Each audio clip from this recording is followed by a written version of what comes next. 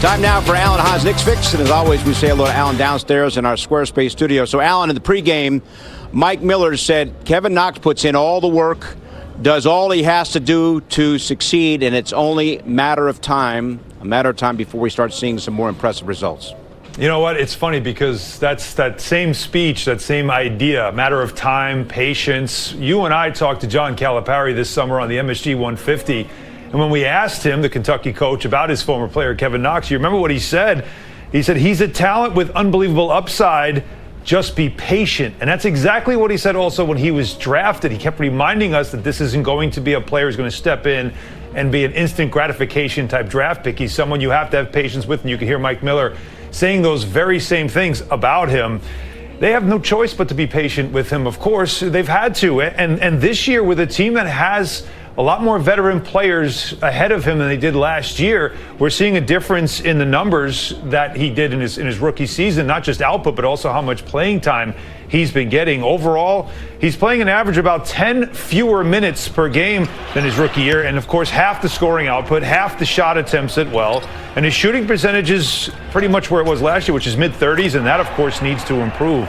Now, since the All-Star break, this is where you expect young players like him start to see an increase in playing time, but he's averaging just 16 minutes a game, and he's only scoring 4 points a game. The shooting is the biggest issue, 26%, and he's only made 4 of 18 from downtown. So he has been struggling on offense, but he keeps talking about how this year he's been trying to focus on his defense, and that's where he wants to get better. That's where the coaching staff is working with him all season to get better. He played over 30 minutes a game last year in the last 19 games, and he averaged 14. That gave you some feeling of progress towards the end of last season, and especially from downtown, shooting 38%. So he finished last season strong. That is something you, of course, want to see him do again this year. But as the Knicks are preaching, just like John Calipari preached, you've got to have patience with this player.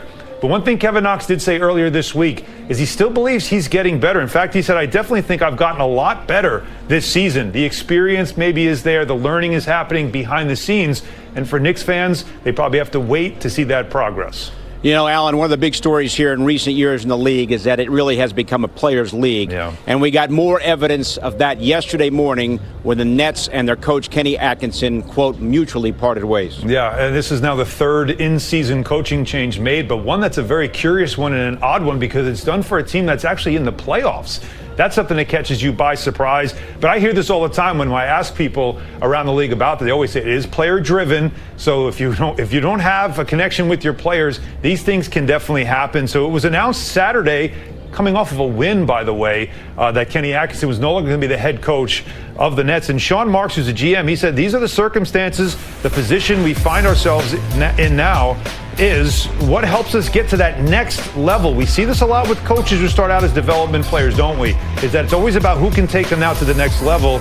And Marks goes on to say what we debated and what we deliberated on was time where our team needs another voice, and that's where we're at. So the Nets have that other voice in Jacque Vaughn, who got his first win earlier today as the Nets beat the Bulls. So they're 29-34. They had been slipping an All-Star break, but they still are very locked in there in a playoff spot, 5 games away from having any threat at all from the 9th seed. So it looks like they'll be okay. Now, they didn't have Kyrie Irving for 20 games, only for 20 games this season. He's out for the season. No Kevin Durant, as you know, so he's recovering from Achilles. So Atkinson really was working with a team of supporting role players, and yet he was pushing them to their second playoff bid in as many seasons and consecutive years for the first time in 13 years. So you think he was doing the job. So 118 and 190 in 3+ seasons, 42 and 40 last year as a winning coach. And now that he is looking for a new job, he instantly becomes a hot commodity as a coaching candidate in the coming off season. Alan, other news off the court concerns the coronavirus and what the NBA might do if things begin to escalate. Yeah, and they've been reaching out, of course, and we've been seeing this now lately with all the sports leagues, but the NBA in particular last week was telling players about not shaking hands even with fans, just going with a fist bump just for now to avoid the potential spread of a virus like the coronavirus that's out there right now. Friday also, according to reports, they sent out a memo to teams with a request to begin preparing for the possibility of playing games without fans in attendance. And that's something that's become a reality around the world. If you look in Italy, there are soccer games that are being played with no one in the stadium.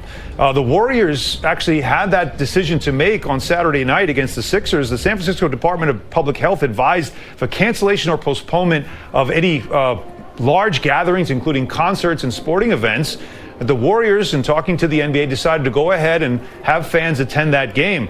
Now, Steph Curry didn't play in that game, and they said that he was out with an illness. The team ran some tests with him, though, and they said it's just a basic seasonal flu, and he was not at risk for the coronavirus. The league now will also, according to reports, have a conference call on Monday night with the medical staffs for all of the NBA teams. They want to hear everyone's respective strategy in how also they're going to combat the spread of the virus. Now, meanwhile, as word's getting around the league, you're hearing some players speak out about the idea of potentially playing games without fans. LeBron James said, I ain't playing if I ain't got fans in the crowd. That's what I play for. That's what it's all about. And Kemba Walker also said that if the potential of no games, no fans in the arena, he said they might as well just cancel games before that. Well, let's hope we don't reach that point.